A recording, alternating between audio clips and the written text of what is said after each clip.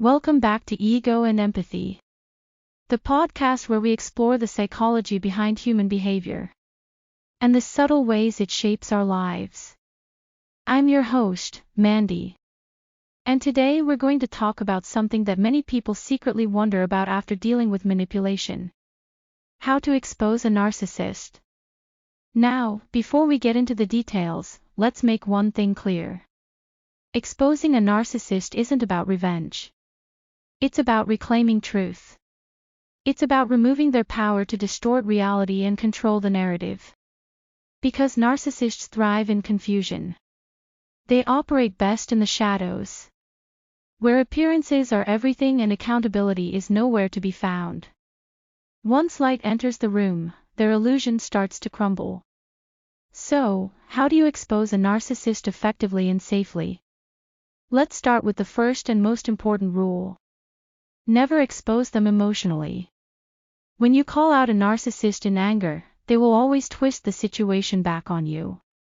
They'll call you crazy, unstable, or vindictive.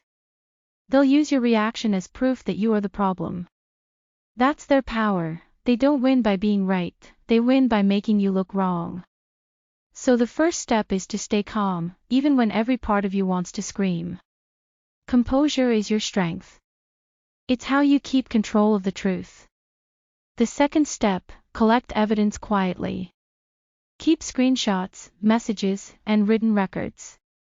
Not because you need to prove your pain, but because narcissists rewrite history. They deny, they deflect, and they project. Having facts gives you something solid to stand on when they start spinning the story. Documentation is power, and power in this case means clarity. The third step is let their behavior reveal them. A narcissist's mask always slips when they no longer control the narrative. You don't need to yell, accuse, or expose them publicly. You just need to create conditions where their actions speak louder than their words. Stop defending yourself. Stop explaining yourself. When you stop feeding the game, they grow frustrated. And that frustration exposes them naturally. Their need to control, their inability to stay calm, their anger when they lose influence, those reactions tell the story for you. The fourth step: involve neutral witnesses when necessary. If you're dealing with a narcissist at work, in your family, or through co-parenting, try to move important communication into spaces where others can see or hear it. Use email instead of verbal agreements. Include mediators or legal advisors when needed. Narcissists thrive in private chaos, but they often lose their composure when their words are visible to others. The fifth step is don't fall for their traps. Once a narcissist senses that you see through them, they will shift tactics. They may suddenly apologize, cry, or play the victim. They might say things like, "I know I've made mistakes, but you've hurt me too." That's not accountability, that's bait. It's an emotional distraction to pull you back into the cycle. Stay focused on the facts, not the feelings they try to provoke. Now let's be honest. You can't always expose a narcissist in the way you imagine. Some people will never believe you. That's one of the hardest truths to accept. Because narcissists are masters of impression management. They can charm authority figures, impress family, and even convince therapists that they're misunderstood. But here's what matters: you don't need everyone to see it.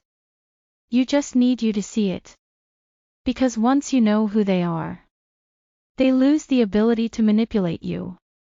The illusion only works on those who still believe in it. And sometimes, the most powerful exposure isn't public at all. It's internal. It's when you stop defending them to yourself. It's when you say, "I know what I experienced. I know what's real. And I don't need anyone else's validation to believe it." That's when the narcissist truly loses power. So, if you're planning to expose one, remember this. Truth doesn't need volume to be powerful. It just needs consistency. Keep living in alignment with your values. Keep speaking calmly and clearly.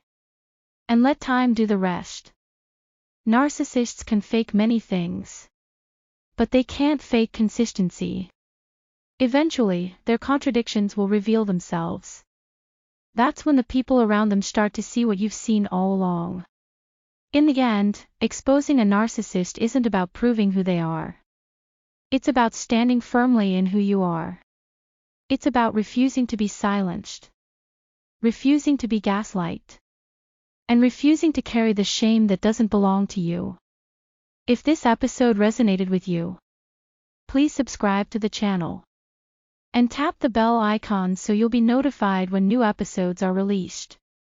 There are many other episodes that dive deeper into topics like gaslighting, love bombing, and triangulation. Each one designed to help you understand, heal, and rebuild your sense of self. And remember, awareness is what breaks the illusion. When you see clearly, you're already free.